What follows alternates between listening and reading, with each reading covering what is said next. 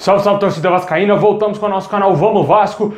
Pessoal, dia bem cheio aí de notícias, as investidoras aí pegando pesado e pode ter novidades aí nessa semana, hein? Ontem a Camila Farani foi lá em São Januário, conversou aí com o presidente Jorge Salgado e também com outras pessoas da diretoria do Vasco. Vamos falar tudo dessa reunião, também a reunião que irá acontecer amanhã e sexta-feira aí com a Carol Pfeiffer, e também vamos falar aí do avanço com o Ricardo Gomes. Tudo isso e muito mais agora pra vocês, mas já sabe, né? Deixa aí aquele like, se inscreve no canal, ativa o sininho pra você não perder nada, receber todos os vídeos postados aqui diariamente no nosso canal Vamos Vasco. Ajuda aí a gente a crescer, chegar aí a 155 mil inscritos. Dá essa moral aí, se inscreve. Se você tá me assistindo aqui pela primeira vez, se inscreve aí, muito fácil, só clicar no botão inscreva-se.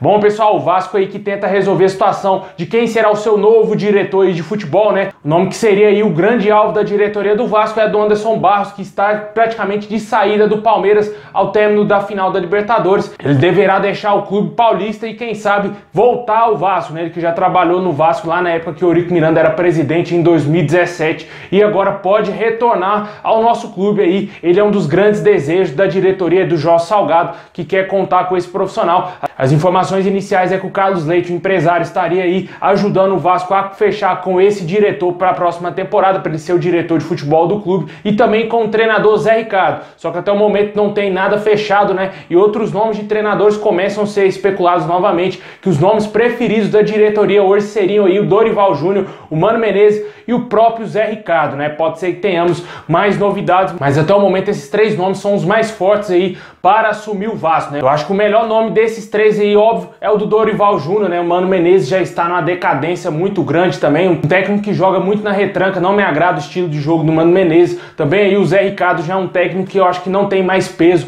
para treinar nenhum time grande aqui no futebol brasileiro. Deixa aí nos comentários o que você acha dessa situação envolvendo o diretor do Vasco, Anderson Barros. É o nome mais perto de fechar com o Vasco. O Vasco também avançou aí para trazer novamente o Ricardo Gomes para a diretoria, né? A gente não sabe qual a função dele assim que ele fechar com o Vasco, mas fato é de que ele fará parte da próxima diretoria de futebol do Vasco, que está muito perto de ser anunciado aí como contratado pelo nosso clube. O Ricardo Gomes, que já trabalhou no Vasco como treinador, como eu já falei várias vezes, foi campeão da Copa do Brasil com o Vasco, com certeza é um dos grandes ídolos aí da história do Vasco. Poucas vezes a gente vê treinadores serem ídolos de um time, e o Ricardo Gomes, eu tenho certeza que ele tem um carinho muito especial do torcedor vascaíno, e será muito bem-vindo essa volta dele ao Vasco, que deve se concretizar aí nos próximos dias. Deixa aí também nos comentários se te agrada a volta do Ricardo Gomes ao Vasco.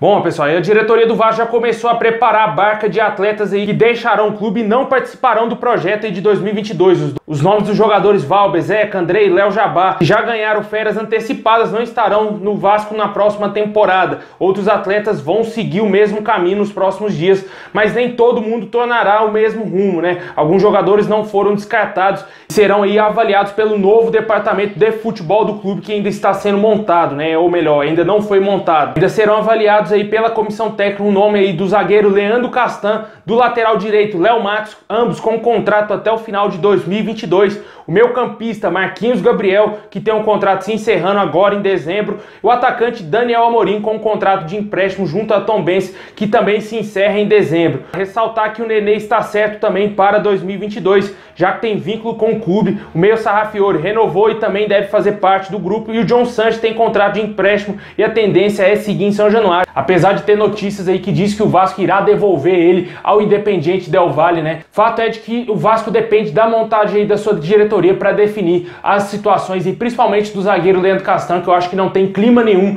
para seguir no Vasco na próxima temporada. O Matos, tem muitos que odeiam, muitos gostam dele. Eu particularmente não gosto absolutamente nada desse jogador, achei ele fraquíssimo, não vejo sentido na permanência desse jogador. O jogador que comprometeu o Vasco demais em vários jogos, com cartões amarelos, com expulsões. Aquela expulsão contra o jogo contra o Botafogo foi de total irresponsabilidade do atleta. O Vasco com chances ainda de voltar para a primeira divisão. Eu acho que isso não deve ser esquecido, porque ele foi muito irresponsável com a instituição. Com certeza isso teve influência para o Vasco tomar aquela goleada humilhante que foi do Botafogo em pleno São Januário, né? Eu acho que eu não renovaria com esse jogador, somente com o Daniel Amorim manteria ele para a próxima temporada. Deixa aí nos comentários quem desses jogadores você gostaria que ficasse aí no Vasco em 2022.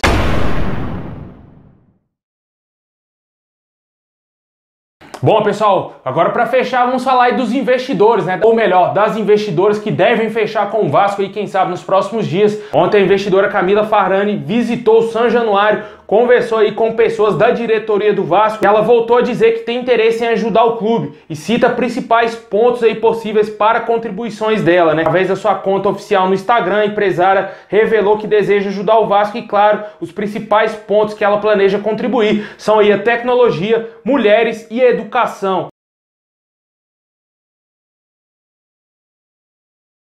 Esses são os pontos que ela deixou claro que quer investir no Vasco, que ela pode contribuir com alguma coisa aí no nosso clube, né? Não tem nada a ver com o futebol. A visita que ela fez foi mais para conhecer realmente o clube, ver quais as dependências do Vasco que precisam de mais aí ajuda. E ela meio que entendeu que a tecnologia, também aí o fator mulheres e a educação do Vasco são temas que ela deve contribuir aí para ajudar o nosso clube. Vale lembrar que o Vasco não cancelou aí a reunião com a Carol Paiva que irá acontecer entre amanhã e sexta-feira e possivelmente podemos ter coisas boas aí vindo dessa investidora, porque ela foi muito forte nas redes sociais. O torcedor vascaíno está em euforia com a Carol Paiva e com certeza pode ser que ela traga coisa boa pro Vasco, né? Vamos aguardar ver como que vai ser essa reunião, quais serão os pontos tratados dessa reunião. Eu acho que o Vasco, acima de tudo, cara, é reequilibrar as finanças e investir no futebol, porque só o futebol que é o cargo-chefe do Vasco, na minha opinião. Apesar do Vasco ser um clube de regatas, um clube que abriu as portas para todos os esportes, o cargo-chefe,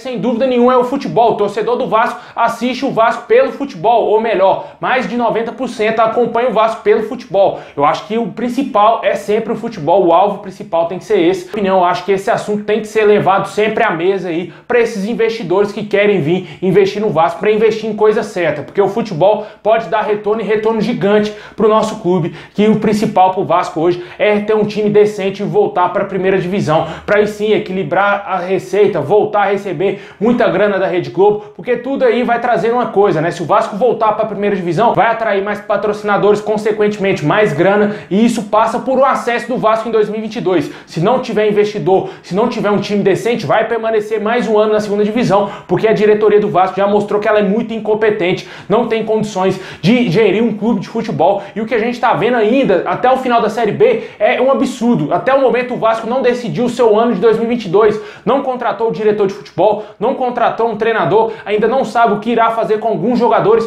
precisa de no mínimo 10 jogadores, 10 a 11, 12 jogadores aí para a próxima temporada, jogadores para chegarem, ser titulares da equipe do Vasco, e eu não tô vendo nada disso, não tô vendo nada de contratações, não estou vendo absolutamente nada, somente especulações do nosso clube. Infelizmente, o Vasco está largado às traças na mão do Jorge Salgado, e se essas mulheres aí tiverem forças para ajudar o Vasco, vão contribuir demais e ajudar o Vasco aí, quem sabe, a voltar a ser grande na próxima temporada e voltar aí para a primeira divisão. Deixe aí nos comentários o que você acha dessas situações aí envolvendo essas investidoras. Você acredita que vai dar certo esses negócios, né? Porque tudo pode terminar em pizza, né? Às vezes a gente tem que estar empolgadão, mas no Vasco tudo é possível, né, cara? Vindo do Vasco, o torcedor fica eufórico, mas no final das contas sempre fica chupando o dedo, sempre fica chorando pelos cantos aí, porque as coisas nunca dão certo no Vasco. Vamos esperar, ver se dessa vez vai avançar essas negociações, principalmente, na minha opinião, com a Carol Paiva, que foi a que demonstrou mais interesse, na minha opinião, em ajudar o clube.